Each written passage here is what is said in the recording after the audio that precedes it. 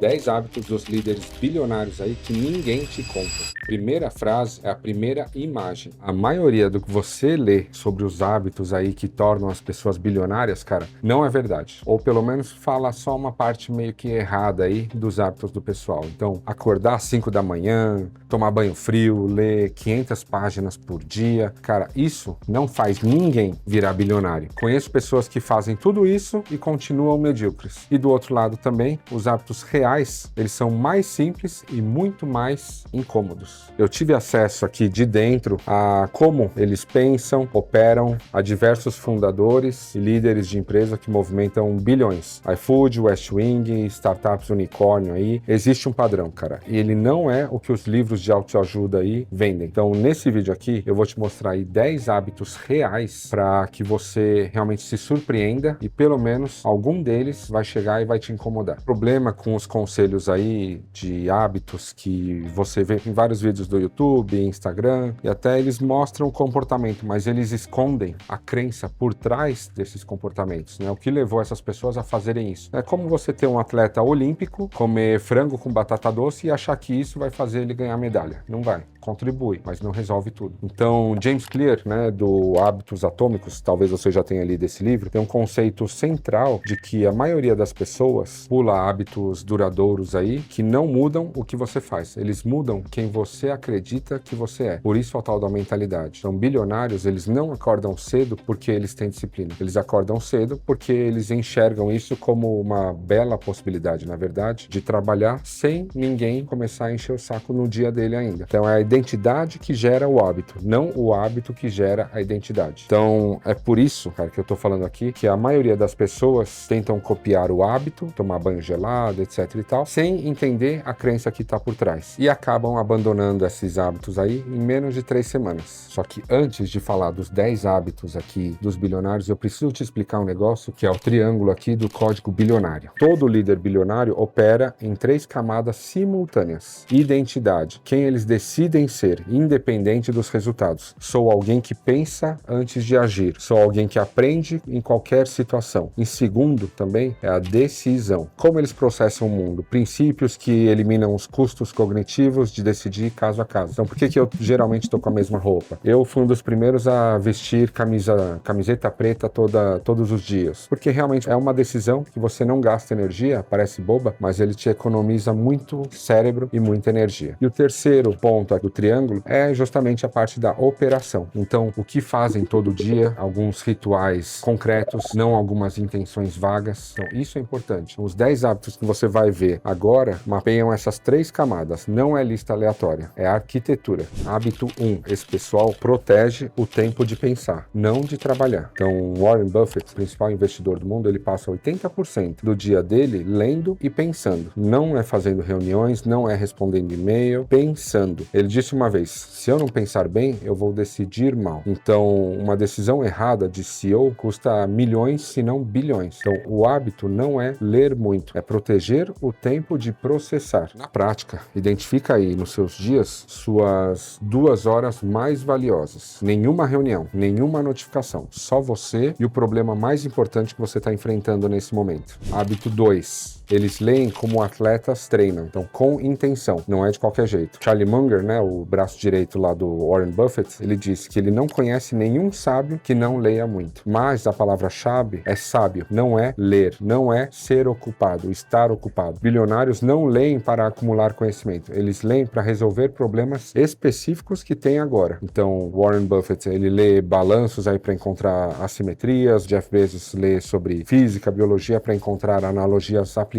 nos negócios dele. Hábito não é quantidade, é justamente essa intenção. Eu estava conversando algum dia desses aqui que eu leio muitos livros também, só que eu não leio 100% dos livros. Eu pego os livros, vejo o que tem de assunto interessante no livro que pode resolver meu problema agora, vou lá e leio essas páginas ou leio esses capítulos. Eu não vou lá e começo a perder tempo lendo o livro, capítulo 1, 2, não, cara, quando chega num capítulo, não, isso daqui eu já sei, beleza, pula. Então, com isso e com leitura dinâmica, eu consigo ler 2 livros por dia com certa tranquilidade. E você? Nossa, eu faço isso também. Eu achei que era errado.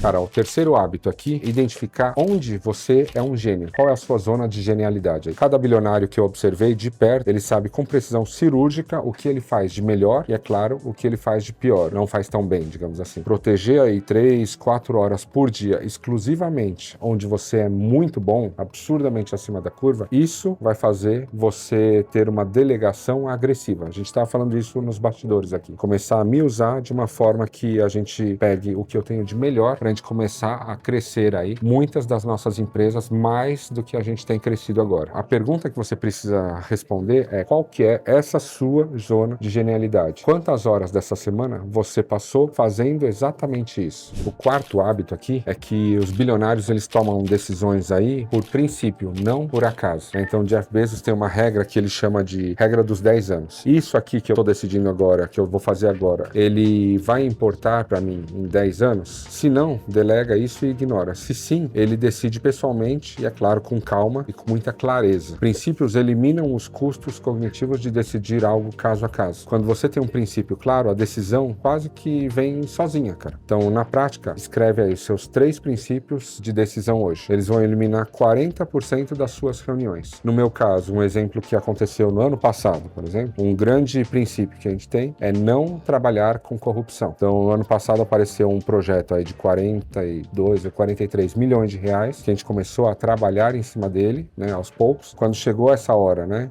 e alguém pediu propina, na hora a gente decidiu que não faz sentido. Esse não é um princípio que a gente quer levar para nossa vida. Então, quinto hábito é que eles buscam o desconforto deliberadamente em tudo que a gente faz, tudo que eles fazem. Então, a maioria das pessoas evitam o desconforto. Os bilionários procuram um desconforto. Elon Musk, ele pede alternativas aí que as pessoas encontrem mais erros, na verdade, no que ele está cometendo, que ele não consegue ver. Não os pequenos erros. Assim como eu, também peço feedbacks negativos, porque os positivos, cara, vai fazer bem pro ego, etc e tal, mas é no negativo que você vai saber o que você pode melhorar para na próxima vez já ser mais eficiente, já fazer algo melhor, já fazer algo diferente. O próprio Rei Dalio lá, ele construiu uma cultura inteira baseada em transparência radical, porque ele entende que o desconforto é onde está o dado real, a informação real do que você precisa saber, do que você precisa ver para melhorar. Então vamos lá, o sexto hábito, os bilionários se cercam de pessoas que discordam deles, não de bajuladores, não de concordantes. Steve Jobs tinha lá o Johnny Ive, né, na época, que é o cara lá de design, para ele bater de frente às ideias. Então Bezos tem o Charlie Bell, né, ou tinha, enfim, para questionar cada premissa estratégica dele. Warren Buffett tem o Charlie Munger, né, para dizer se isso é uma ideia boa ou uma ideia idiota, né, literalmente, é o que ele pedia lá. O eco é o maior inimigo que você pode ter, que um líder de sucesso pode ter. Você não precisa de pessoas que repetem o que você fala. Você precisa de pessoas que falam a verdade aí com intenção. Então, na prática, quem na sua vida vai te dizer quando você está errado, sem medo de te perder, como cliente, como amigo, e geralmente também a esposa ou o marido costumam fazer muito bem esse papel, que ele já tem você em casa. Agora, o sétimo hábito é que os bilionários, eles têm rituais de revisão, não de motivação. O que é isso? Os bilionários, eles não começam o dia com um podcast motivacional, eles revisam o que prometeram na semana anterior, o que entregaram, o que aprenderam, e isso faz toda a diferença. É um diário de aprendizado, não de sentimentos. A pergunta não é como estou me sentindo hoje. A pergunta é o que ontem me ensinou sobre o amanhã.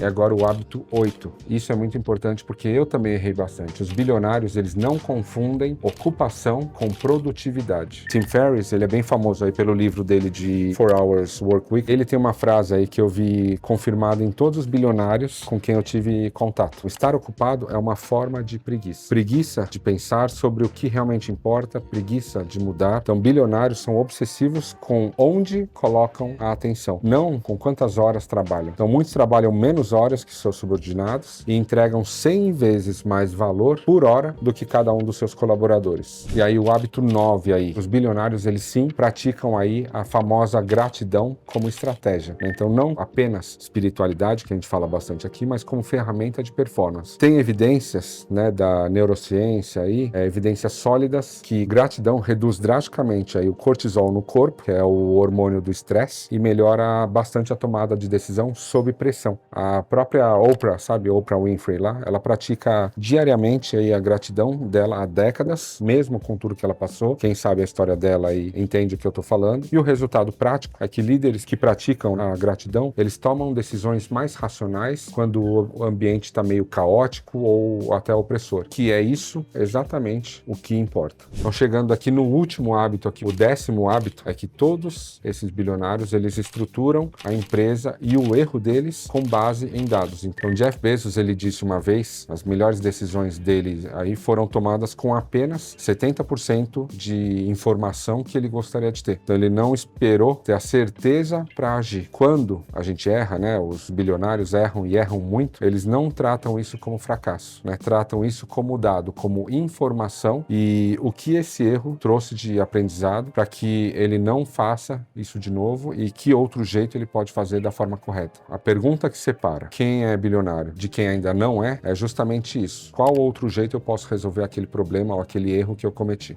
Por que esses 10 hábitos funcionam quando tantos outros que o pessoal fala por aí não funcionam? Porque eles operam na camada correta. Naquele livro que eu comentei no começo do vídeo, do James Clear, existem 3 níveis de mudança: resultado, processo e identidade. A maioria das pessoas tenta mudar pelo resultado. Quero ser bilionário, então vou acordar às 5 horas. Não é assim que funciona, cara. Isso não funciona porque a identidade dentro de você não mudou. Bilionários mudam de dentro para fora. Primeiro decidem quem são.